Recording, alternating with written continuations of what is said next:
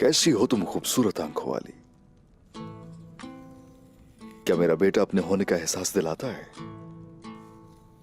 कैसे ना दिलाएगा। अभी से वाज़ेह है कि वो आप पर ही जाएगा।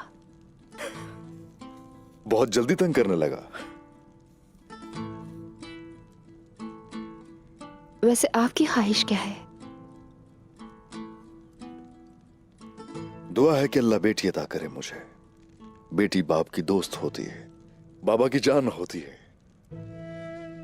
जानती हो मैं उसके भी ऐसे ही बाल संवारना चाहूंगा, और मैं चाहता हूं कि मेरे लिए खाने की मेज वो सजाए और तुम उसके सर पे शफकत का हाथ फेरो और वो हमारे कबीले की रौनक बन जाए।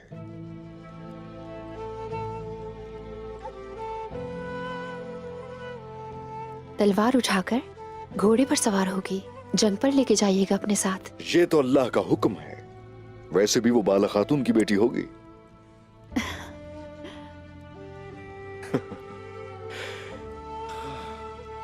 बताओ मुझे, लोगों को खुशखबरी कब सुनाई जाए?